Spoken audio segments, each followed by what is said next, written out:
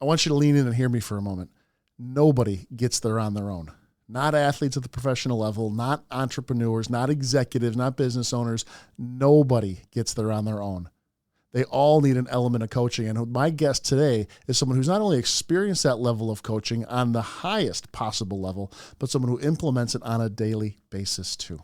Let me introduce you to entrepreneur, real estate investor, ICF-certified personal life coach, and former NFL defensive end, John Youboty. So, John, tell me what it was like earning your spot in the NFL as an undrafted player. Sure. It was the ultimate test of self-belief, drive, preservation, discipline, having a calculated approach. Obviously, as an undrafted free agent, nothing's given to you. You have to work for every minute progress in the process of earning a spot. There were days where, in the beginning of the process, where you may have got 5 to 6 reps in a given practice, and just accumulation of progression to where now you're the 4th string, now you're splitting reps with the 3rd string, and things of that nature. Definitely was a gauntlet, to say the least. That's incredible. And I also want to get into kind of how it ended in detail, because I know that was a life-changing story for you. But first, tell me a little bit more what you're doing now. You transitioned to Supreme Coaching Group. Yes, indeed. I transitioned to Supreme Coaching Group. It wasn't a direct transition from the sports world. There's been a lot of maneuvering in that process to land here. It's something I'm passionate about, and something that I feel aligns with my inner core. And it's something I feel I have a natural proclivity and aptitude, and it comes natural to me. Is one of the few things that I've involved myself with since football, that it just comes as a natural flow. So yeah, Supreme Coaching Group is a life coaching, executive coaching, personal performance coaching business, ICF-certified, and it's been awesome. So executives, entrepreneurs, do you even get into sales? Like who's a good fit for this? Any highly driven person that's yearning to progress their self-output, find clarity, balance, accountability, structures. There's a lot of neuroscience and studies that goes into most of our systems and blueprints. So I love that. And what are some of the things you see those people struggling with before you find them? What are some of those early either limiting beliefs or maybe habits or things that are just ingrained? What are some things you're seeing that keeping people from achieving what they need to in life? you just nailed 2 of the biggest ones right there. Limiting belief, their habits. A lot of times just bringing awareness to the habits and how they compound in the positive or negative way in regards to your targeted destination. Sometimes that clarity, accountability, systems, research as well, based upon your vocation, your profession. There's a lot of research that we're doing on our end, back end work that we're doing on our end, to just give you the grandest probability to be successful in whatever it is that you're trying to obtain. I guess a slight analogy or metaphor that I always try to say is it relates to the sports world as well. We're your coaches, we're your offensive coordinator, and my given client is a quarterback on the field. It's a co-creative relationship that when one side's win, we all win together. So John, tell me a little bit about core values that maybe you hold yourself to. Yeah, most definitely. Just off the top of my head, I would say discipline, integrity, clarity, character. Those are all things that I live by and I integrate into my coaching and my practices throughout everything that I'm involved with. What inspired you to launch Supreme Coaching Group? I would say coaching is something I've been doing inadvertently for quite some time now, probably as early as my adolescence, transition into adulthood. Growing up is something that came natural to me. I would say people within my nexus always leaning on me, whether they're trying to accomplish a given goal, refine some things from within themselves. I would say it's just something that I was gifted with in a sense, and obviously I took the time to enhance those God-given ability to work with individuals and get them to see things within themselves. So, and how would they say? How would they describe your style as a coach? my coaching style, I would say, is a good mixture of calm and accountability. It's based upon the client. Within those panels that we previously mentioned, we get a good sense of each individual's learning styles, which is something that a lot of people aren't even aware of. What's the proper mechanics and methods that they can use that they learn at their best. And we use a lot of different methodologies to help them assimilate those things. So it really is based upon the given client. But there's a lot of prep work that goes into every individual I work with. As I mentioned, I love to learn, I love to study, and all the things transition over. And you each have a role in this environment, right? I mean, kind of as the coach, as the mentor, they're coming to you with a problem or a challenge, and you're breaking it down to something they can actually go do. But it's also on them to then go do the thing that week or that month or that interval between the next interaction, right? Most definitely, and it's something I preach in from my very first discovery call. The coaching process is a co-creative process and method. So it takes both of us working at a given target or a given goal and continuously pushing forward for that to come into fruition. There's nothing that they can do on their own. There's nothing that I can do on my own that's going to get us to that targeted goal without both of us co-creatively pushing forward and making it happen.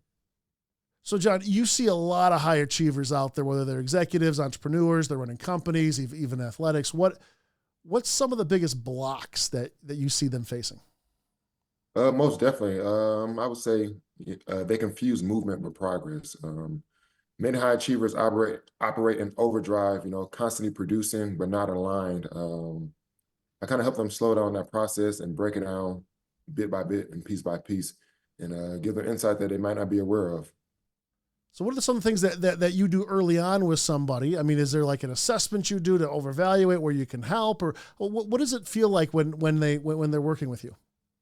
Yeah, so initially we start out with a discovery call. That's not a coaching session per se. It's just trying to see if we're a good fit, get an assessment on your targeted goals. We go through 5 different panels. That's proprietary information that's created from our team's behalf, working with some scholars and individuals in the academia world as well. That's targeted to extract self-awareness, self-mastery, get a sense of yourself and your direction and what's going to give you the grandest chance to succeed and propel you forward. So there's a multitude of things that we do to set the stage, and then obviously on the back end, that client has to be willing to have that discipline, put in the effort to move things forward. There's a little bit there where you could probably take them a couple different options. I mean, do they have things to work with you like once a week, once a month, every day? I mean, how do most people choose to engage? Yeah, standard, the most common, I guess, modes of operation would be once a week. We have different coaching programs, the Supreme Shift, which is a 10-week program. We have the Mastery Framework, which is a 5-month program. And then we also have just single sessions where you can book on a on-call or impromptu basis where you just need a quick meeting of the minds or circle of wagons on a different topic that you need help with to push you forward, or strategizing or research or things of that nature. So I want to change gears just a little bit here, John, because you were telling me that when you didn't want to leave the NFL, I mean, you kind of had to. Talk me through that. What happened? How that changed your life? Yeah, most definitely. Fortunately, my career was cut short. I only spent 2 years in the NFL. And there's an inner joke within the players and coaches, everybody involved. The NFL stands for not for long, the not for long league. And unfortunately, that was how things played out for me. I tore my Achilles, which, if you're familiar with sports, that's as gruesome and as challenging as an injury that there is to recover from, especially the position I play where your grandest attribute is your explosion. And unfortunately, it's the science of thing that sometimes that explosion doesn't return to the level that you're anticipating or hoping for. So that transition happened earlier on for me. Fortunately, sports and athletics was nothing that I rested my full laurels on. I always had a sense of self and knew that my attributes and my abilities stretched well beyond the playing field. And it definitely was a transition period of finding a way forward. And that's what I share with a lot of my clients. A lot of times, a major topic or niche within our program is going through transitions, whether it's one that you're consciously making or it's one that's thrust upon you. And obviously in life, one thing that's constant is change, and your ability to adapt and maneuver around those change moments obviously define a lot of your outcomes and just your mental standings in a lot of scenarios. Yeah. Now, to get to that point, what was your why? What pulled you? Was it a combination of like coaching? Was it family? Was it the dream? I mean, what was it that was some of your motivating factors? So there's a multitude of things, and you hit a lot of them on the head. Coaches just obviously coming from a sports world, there's a lot of parallels between the discipline, the mental fortitude that you uh,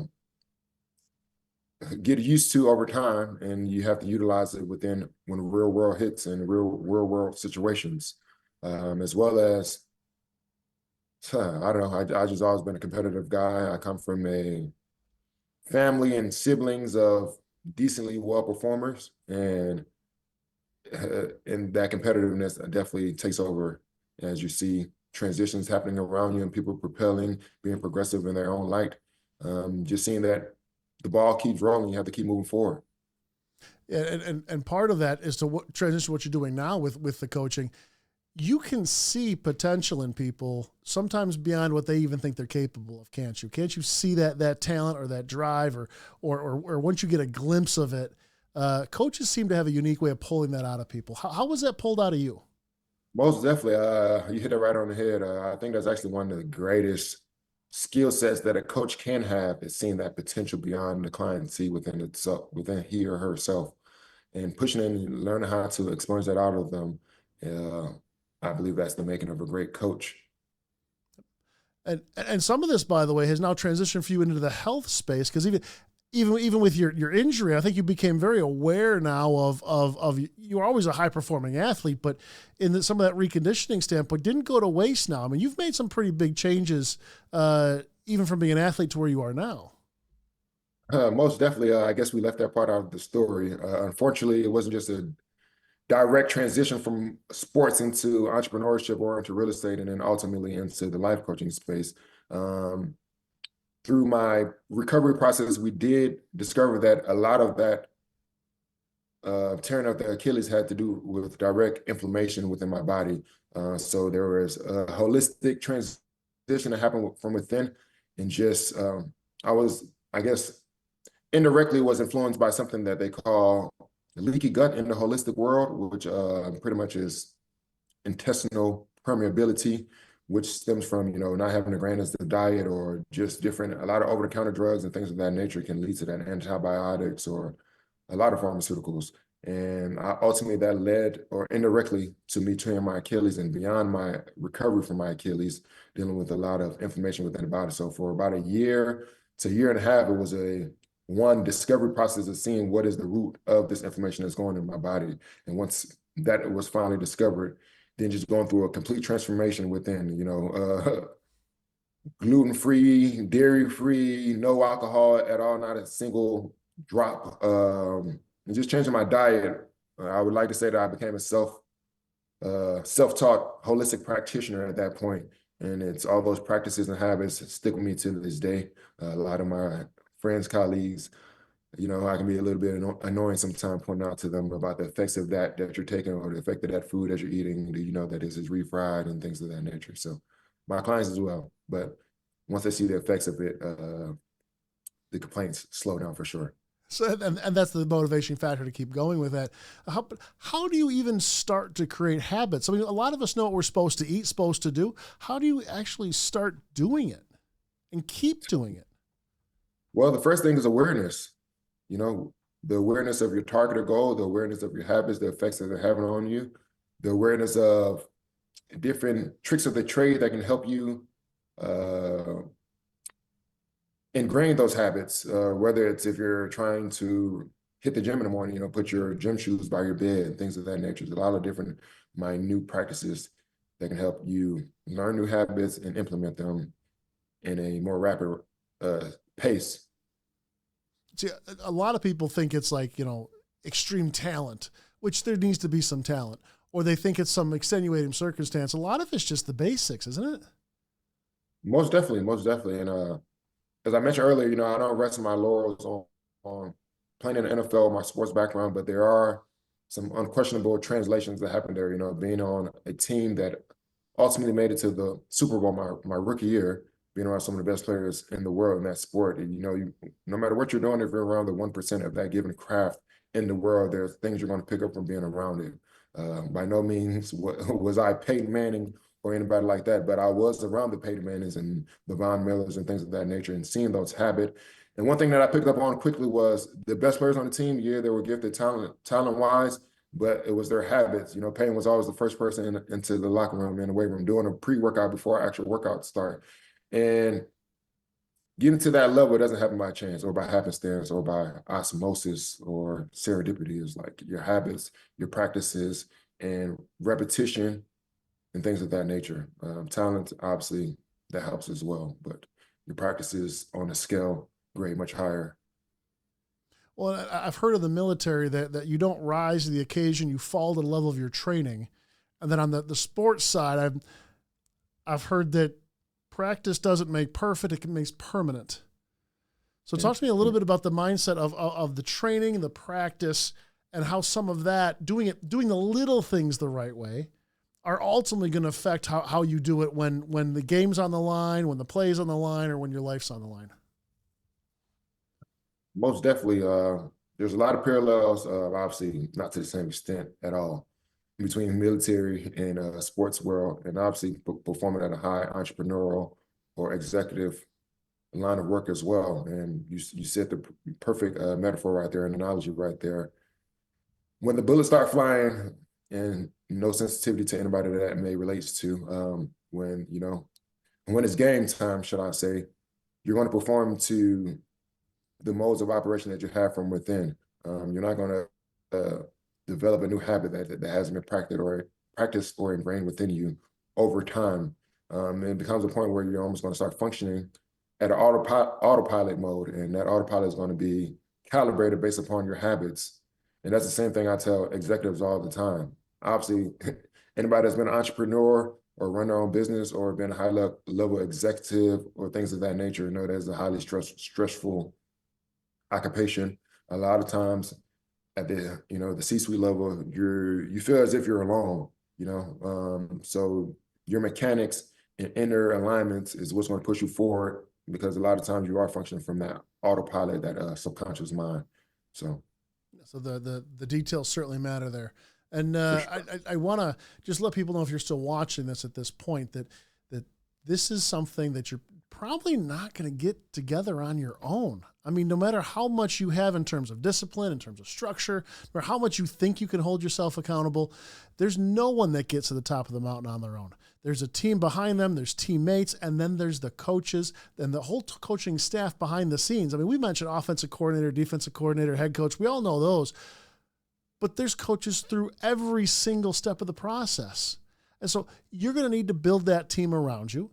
And you might as well start here with Supreme Coaching Group to find the right activity. And now, if they're serious, though, John, they don't just jump in and have to pay you money and just jump in anywhere. You're going to go through an assessment with them, see what they're trying to accomplish and where maybe you can help, and then kind of maybe put a customized plan together for them. Most definitely. Just to recircle on something you mentioned earlier, as far as coaching and the direct correlation to high performers, there's a section on our website, and just through studying, I'm an avid reader. I follow a lot of entrepreneurs, a lot of successful business owners, business individuals, and they will all be the biggest advocate to tell you you don't get to your apex performance or your zenith without coaching involved. There's no high performer in any light of work that's consistently performing at a high level that doesn't have coaches, managers, things of that nature to keep pushing them forward. So just getting back to you, yes, you're correct. When you get on board, it's a full-fledged process that we go through. Pretty much what I would consider or compare it to a car. When you break it in, you're doing 120 point, 140 point, 150 point inspection and checking all, the brakes, the oil, and things of that nature. And it's the same thing with us. We don't want to just start a coaching process blindly and not seeing what's under the hood, and also giving you that self-awareness to things of interest that you might not be aware of, and career paths that may align more flowingly within you that you aren't aware of. So a lot of people definitely will walk away pleased with just the process, the different panels that we do. So wherever you're watching this video now, whether it be in the description or the link or attached to it, or maybe it was sent to you, there's a link you can click to book that call. We'll even put your website in so they can browse a little bit about what you do if you want to go through that. The information's there, but the decision, the action is ultimately up to you. An object in motion stays in motion. An object at rest stays at rest. And whether that's your career goals or whether that's your body, whether that's your health. In fact, health's probably the only thing that does decline on its own. In fact, everything. If you leave it alone, it's going to unravel. You might as well get this thing tight. You might as well get your path plotted out. You might as well have someone in your corner, not only just being the bridge from where you are to where you want to go, but taking you through every step of the way, holding you accountable so that you become the type of person that can do the thing it is you want to do. I want to just ask you a couple questions here, John. And one is kind of, I might catch you off guard, but people know you're in the NFL. Great. What's something people don't know about you? That's a great question. I'm an avid reader and I read relentlessly. There's never a time that I'm not reading a book in a given moment or a book or two. I'm also into meditation. I practice yoga. I do yoga about once or twice a week. I love to travel. I love just to learn and just keep self-development, self-progression. So yeah, the amazing thing. By the way, you were defensive end? Yes, sir. So you mentioned explosion. You mentioned power. I imagine speed, violence. I mean, that's all it results into. And here you are doing yoga, and I imagine that has to do with the control. Most definitely, just the feeling of being grounded, and then also just as we've been mentioning, self-awareness. When you practice yoga, there's a calm that gets enhanced over time in stressful situations, pressure situations. You know, you practice deep breathing, ujjayi breathing, which is what we call ocean breath in yoga. That doesn't leave, just as we mentioned, things in the sports world doesn't leave you when you're in real world situations. That deep breathing, that calmness doesn't leave you when you're in real world situations. My fiance is always making a mark of me doing ujjayi breathing in different situations or scenarios, and it's something that sticks with you for sure. And the other thing you mentioned was what was reading, and you're never really done coaching yourself and pouring into yourself, are you? Not at all. I have a coach myself that I meet with once or twice a week, continuously, and it keeps me sharp, keeps me ready to go. So, you know, I'm practicing what I preach, and I see the unquestionable, unequivocal differences, you know, with having a coach. So, and isn't it? My office is about a half a mile away from the Detroit Lions practice facility. Okay. I see cars in that parking lot every day, all day. Doesn't matter whether I'm driving here at 8 in the morning or 10 p.m. at night, or if I marathon session till 1 a.m. A lot of those cars are players, but aren't some of those coaches working early mornings, late nights? I mean, coaches put a lot of time and effort into their players and their team, don't they? Most definitely. The coaches are actually there longer than the players are. And a lot of times you see, you know, their families complaining about it, but they understand the sacrifice and what they're gathering to pour into these players for them to perform at the highest performance. And it's something that I try to implement now that I'm sitting in the coach seat in its own vein. Yeah, guys, here's the bottom line. I mean, you want to find someone who's either done what you want to do or has the skills and or at least the ability to coach you through what you want to do.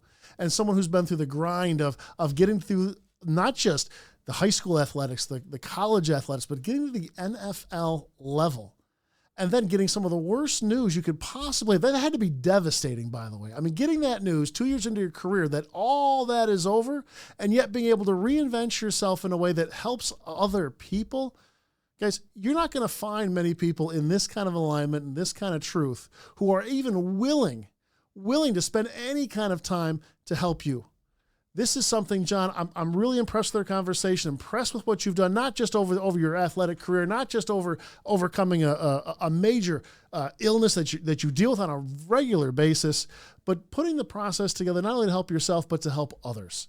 So this is your chance now to click that button, book that call, get yourself on this man's calendar or in front of someone on his team to see if this is a good fit for you. Again, this is something that it's an easy to, easy not to. Easy to watch this video and go on and do something else, but it's also easy to click that button and book that call and make sure that if there was a chance for you to have a life-changing experience, someone to hold you accountable, and make sure you're taking the right steps, simple steps, easy steps, but disciplined steps consistently toward building the life, the career that you're looking for. Whether you're executive, entrepreneur, or even in athletics and looking to transition yourself, this is your man. Reach out to John. John, I'll leave you with the last word, sir. Yes, most definitely. It's been a great conversation. We tackled a lot of the points. I would just say book that discovery call. There's nothing to lose. It's a free call. It's not a coaching session per se, but it gives you further insights to what all the practice entails, how we align with each other, if we pair it together properly. And you can get a sense for me, I get a sense for you, and see if we're a team that works together to push you forward and get you to your highest self. And I'm confident that I am. And I feel like I'm well-versed. I know that I'm well-versed. And being able to work with a multitude of different individuals and have received results for those individuals. So book a discovery call. Let's see what we can do. Very cool. John, thank you very much for being here today. I appreciate you. Yes, sir. Thank you, Don.